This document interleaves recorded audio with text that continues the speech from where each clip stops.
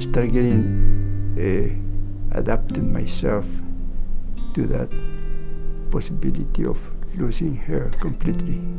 About 3.5, 4 years ago, I would say, I noticed that she was changing. Her personality somewhat was changing. She was asking every time we went out, she was asking, where are we going?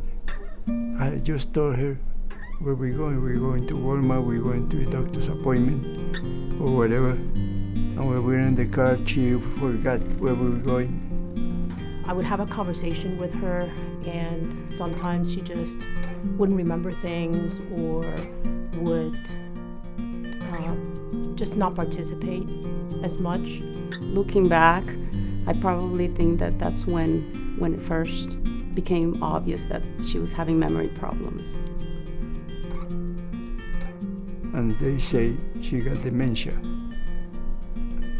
And they have an explanation on what dementia was.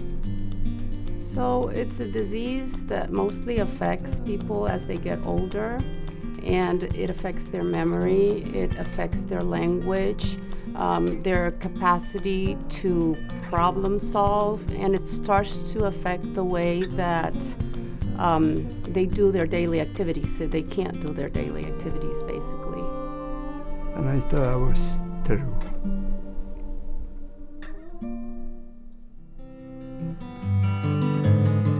In the past years, it's become worse, completely worse. She's like not even a shadow of what she used to be. My mom was always a very happy, social person. She laughed a lot. She loved going out, putting on her makeup in the morning. Now she's quieter. She doesn't converse as much. We have to prod her to speak. I mean, just in general, her personality has kind of faded away. My mom would walk in to a party. Oh my God, she was like the life.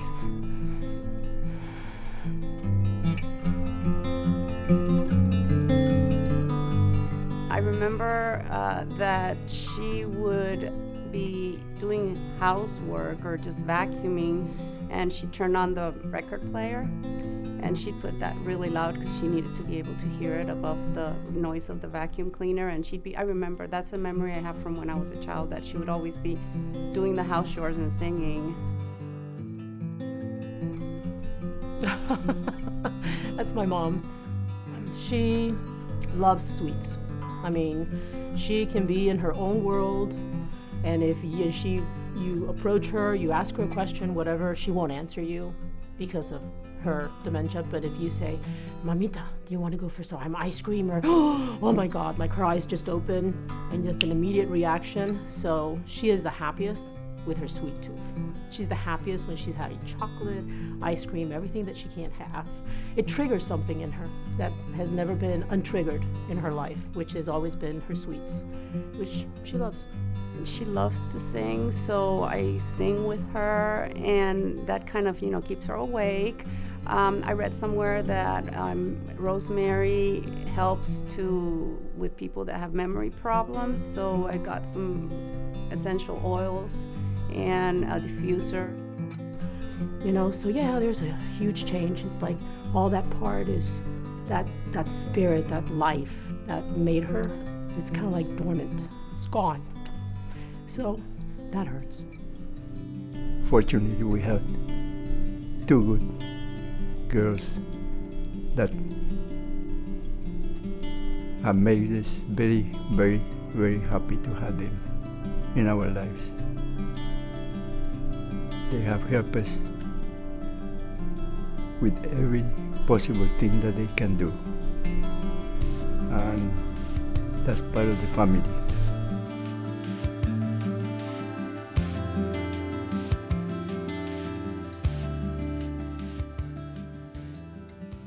The challenges in the beginning with my mom was she became more stubborn on things.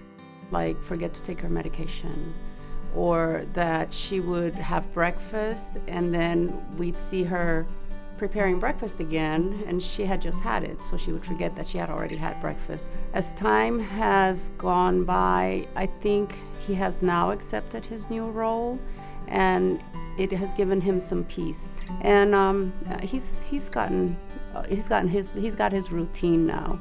I made the bed, changed the pads that we use overnight for her.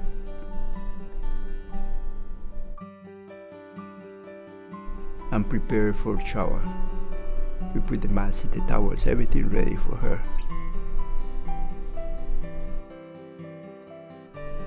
After I prepare the breakfast, then I sit down and start my breakfast. I finish the breakfast and wash the dishes. We brush our teeth. When we finish with the teeth, we do exercises.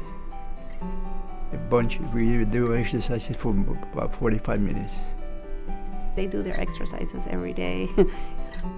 So they have a routine that they go through. My dad says as long as he's moving, he's okay. So. The other day I was at the Walmart with my wife walking, both with the cart, and a guy about maybe 30, 35 years old. He stopped and said, "My God, it's a shopping cart for two." We hold each other on the same cart and we walk around. We see something that we can buy it, we'll buy it. I swallow my own medicines, but Milva refused to swallow it.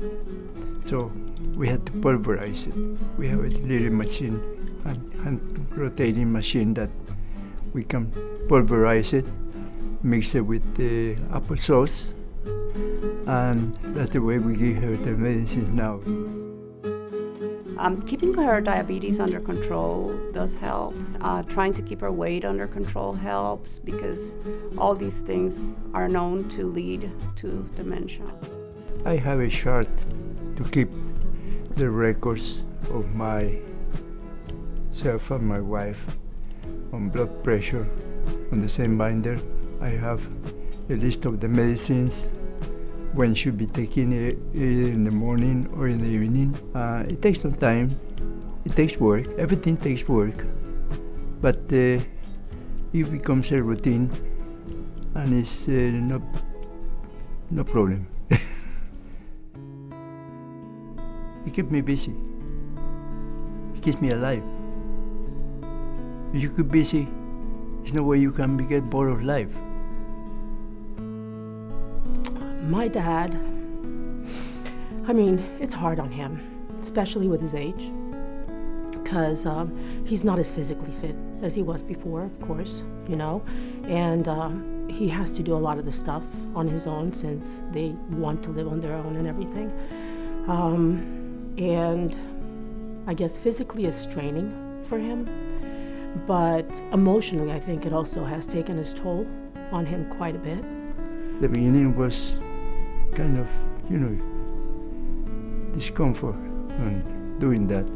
But eventually, I become so normal that it doesn't bother me at all, completely. And I smile to her, so she doesn't feel bad, and she feels good. She doesn't complain. So that's made me happy. One thing that I'll never get used to doing for her, my God, let me think. Personal hygiene stuff, that's always hard. It's part of my life. And the more she's happy, the more comfortable she is, the better I feel. Which is the purpose of my life, taking care of her. I'd do anything for her.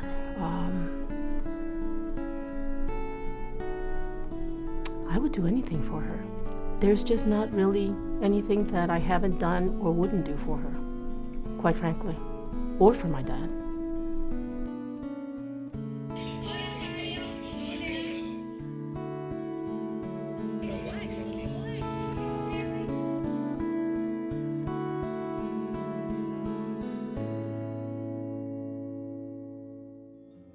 she loves to play staring games now. I don't know if it's because she gets lost in her head or what, but she'll stare. So I'll start making faces. And then she'll start making faces back. I start either looking funny or doing something funny. Like sometimes I do my extraterrestrial look, which is that. Or I giving the earth look, which is that. And she laughs very loud, and that makes my day. If he can make her laugh, it makes his day. So his will to live, I think, is because of her.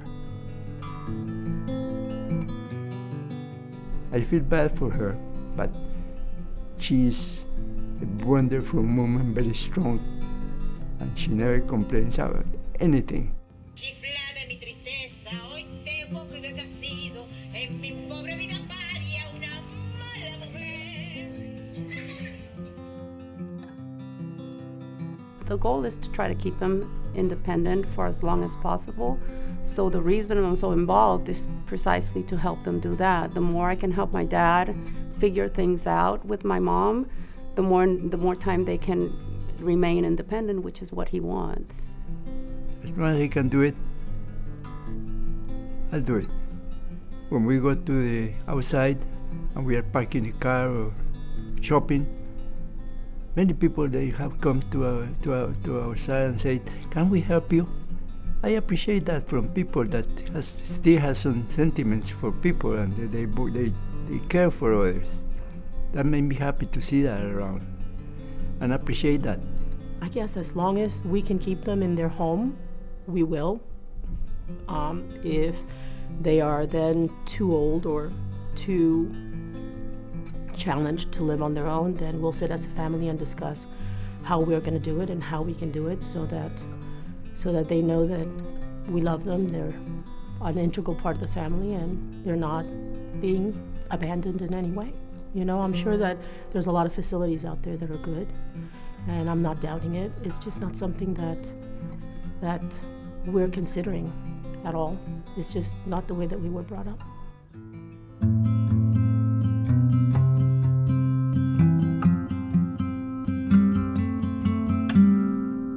I'm not a stranger to this certain kind of pain. Thousands of people around the world that are going through the same thing.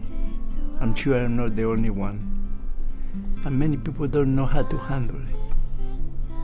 No one knows my name. So I think the most important thing is to try to capture as much of their story as you can while they can still tell it. Because once they're gone, the story is going to go with them. What you wanna see? Stay involved, ask questions. Won't you come along with me? Enjoy every minute you have with them, whether they're there present or not, whether they're mentally there, physically and emotionally, they're there. So just enjoy all the time that you can with them.